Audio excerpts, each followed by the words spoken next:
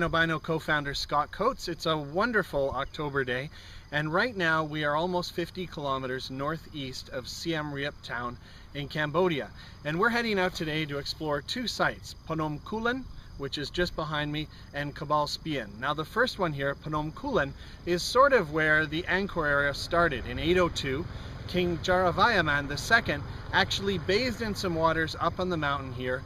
He had his people carve linga statues or designs into the riverbed, and there's edifices to Vishnu here. So people believe that these are holy waters that flow off the mountain and eventually hit the Siem Reap River, heading then south towards Siem Reap town and the temples of Angkor. Now it's this range of mountains, they average a bit over 400 meters in height.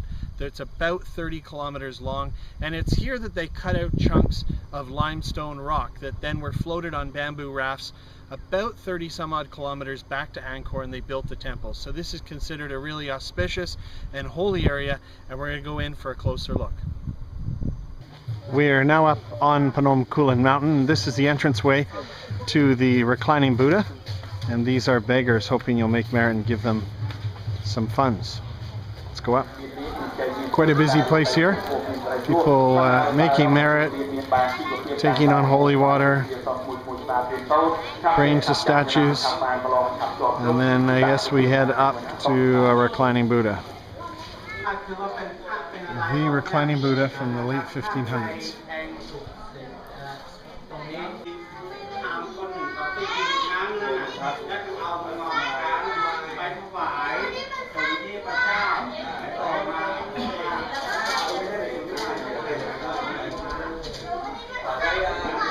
This little girl offered her services to watch our shoes. Seems to be a business. I don't know if you need them, but I'm guessing if you don't hire them to watch your shoes, who knows what happens to your shoes. Thank you. So under the water here are carvings of Vishnu, Lakshmi, and Brahma. But this time of year the water is high, so you can't really see them, unfortunately. But we are told they are definitely under there. So King Jayavarman II actually diverted this river, had them carve deities into the rock and linga, and then let the water come back. So the idea would all the water heading down below at the bottom of the mountain would be blessed for people down below to use.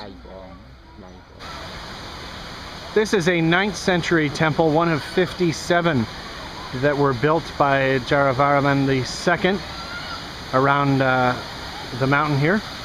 And then over to the left is the start of the drop, which will become the waterfall. So here we are, pretty impressive waterfall. Fairly decent height, but quite wide. Some people enjoying a dip.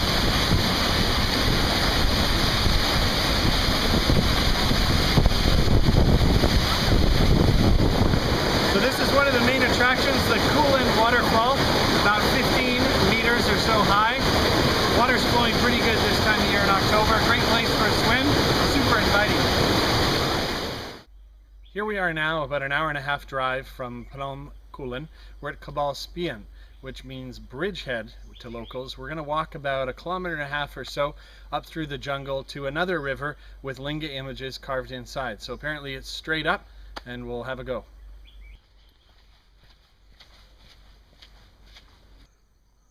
And they've even built quite a nice rest hut along the way. If you need to have a sit or maybe a snack, this is a pretty good spot to do it.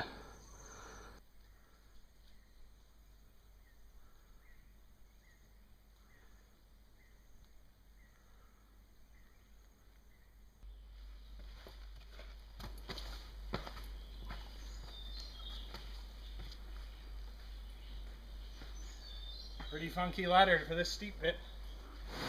Here is the stream. There's Brahman carvings, Vishnu. They're carved right into the riverbed. You can see some of the kind of circles and designs that were carved in the bed. And then over here we have quite a large carving, which apparently is a recreation because the original one was stolen. A carving of Vishnu with his wife Lakshmi right along the stream. Pretty impressive.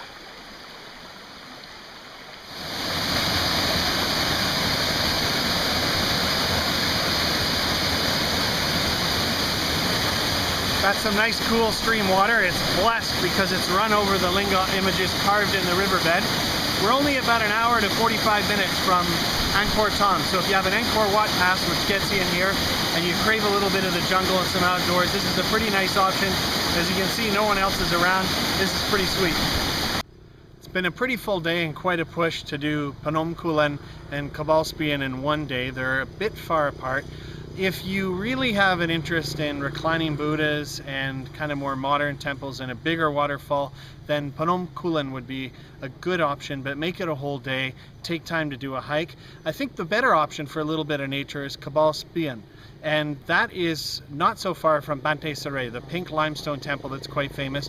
So if you made the trek out to Kbal Spean, saw the linga images carved in the riverbed, did Bante Sarai, maybe the Landmine Museum, those all make a good one-day combo. So it's been neat to get out and see these two places. One of the great things is on the way back you have to go through the Angkor Historical Park. Siem Reap Temple is behind me, a favorite for smiling albino for sundown. So I'm going to end my day here, enjoy some sundown on top of the temple. Thanks for joining us, and we'll have a new video for you soon.